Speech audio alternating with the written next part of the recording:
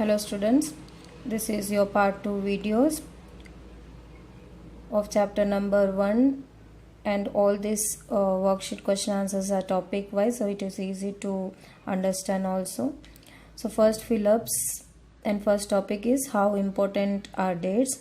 For that first fill-ups is dash were fascinated with dates. So historian were fascinated with dates. Now what do you mean by history or what is history? It is about the changes that occur over a period of time.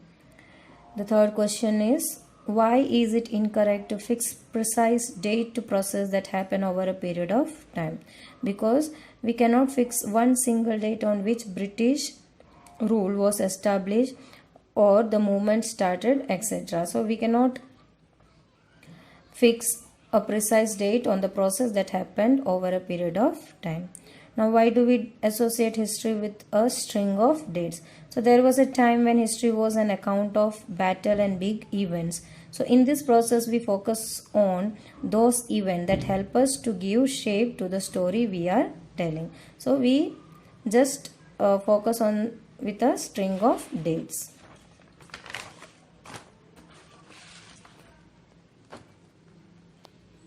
Next topic, which dates? Now, what criteria do we choose a set of dates as important? So dates become important when we focus on particular event, example the year of king was crowned or he died, etc. So there were many dates which we are focusing on. So on the basis of that particular event, the date becomes important. Now British historians British histories in India began with the rule of the first Governor General, who was that Warren Hastings, and ended with the last Viceroy, that was Lord Mountbatten. Next question is, when we write history or a story, we divide it into a chapters. Why do we do this? It is to tell a story in a way that makes some sense and can be followed. How do we periodize? The next topic, who was James Mill? So James Mill was a Scottish economist and political philosopher. Again, the second is blank. Phillips Dash published a massive 3-volume work, A History of British India. So that was being published by James Mill. James Mill divided Indian history into Hindu, Muslim and British. See the fourth question, why do we divide history into different periods? So we divide history into different periods to capture the characteristics of a time, its central feature as they appear to us. This shows the change from one period to the next. See the fifth question, what was the idea of James Mill regarding the Asian society? So Mill thought that all Asian society were at a lower level of civilization than Europe. According to Mill, how could India be civilized? So it was necessary to introduce European manners, arts, institutions and laws in India to civilize India. British rule represented all the forces of progress and civilization. How have other historians divided Indian history? So they have divided into ancient, medieval and modern. Modern period was associated with the growth of all forces of modernity like science, reason, democracy, liberty and equality.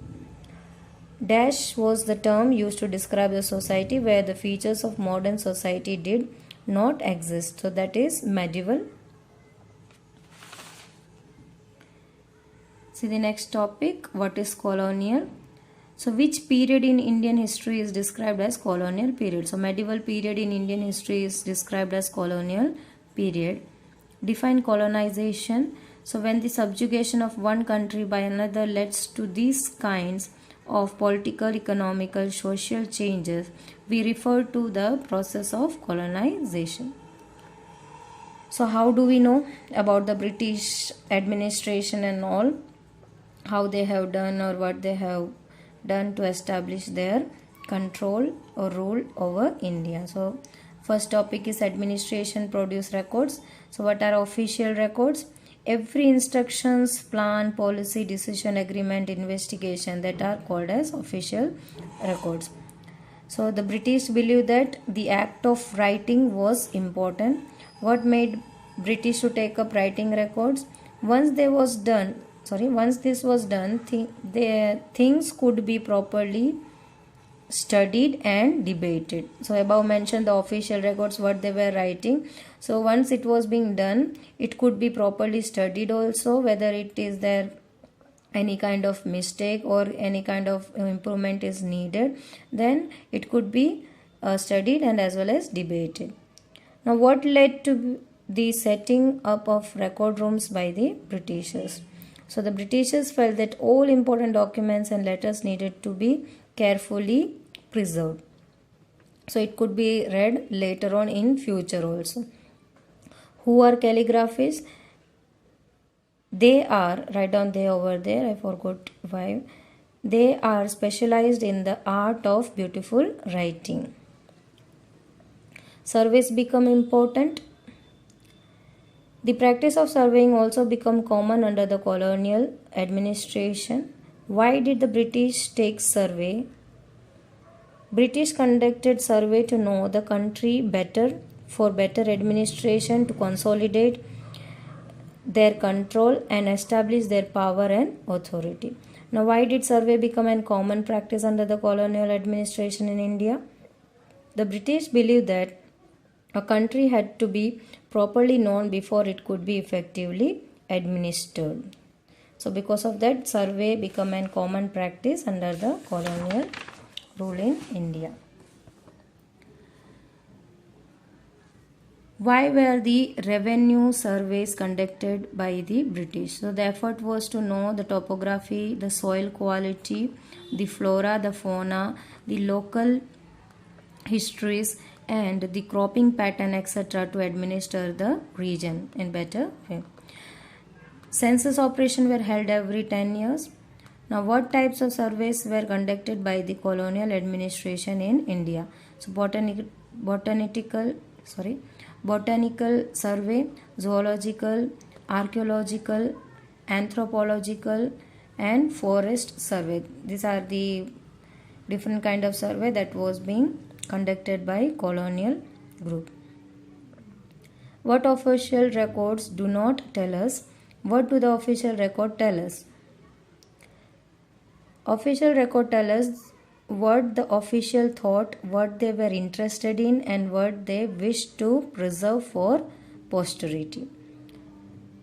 Second question, are these sources or record reliable? Why or why not? This was the question.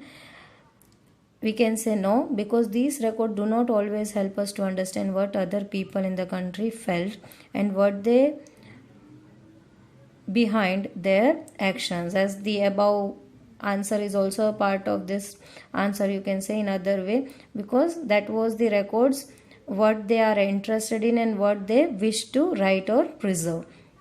So we can say that is not reliable. Name the sources that need to be studied for more understanding. That is diaries of people, accounts of pilgrims and travelers, autobiographies of important personality and popular booklets. So from here we can get the information more about the regions or that particular sources. Let us revise. These are the objective type of questions in the worksheet. History is synonymous with dates. Dates become important when we focus on particular events. According to Mill, which society were at the lower level of the civilization than Europe? So that was Asian. Periodization of Indian history into ancient, medieval and modern was an idea borrowed from West. Next is Phillips. History is certainly about changes that occur over time. Next one, before the Britishers came to India, Hindu and Muslims deposed ruled India. The first map of India was created by James Rennell. Warren Hastings became the first Governor General of India in 1773. The National Archives of India was set up by British in 11th March 1891. So where it was being set up? In Kolkata. Now state whether true or false. James Mill divided Indian history into three periods, that was Hindu, Muslim and Christian. So this is false, you can say in one way, that was divided into Hindu, Muslim and British. So it is false, not true. Please correct over here. And official document help us understand what the people of the country think.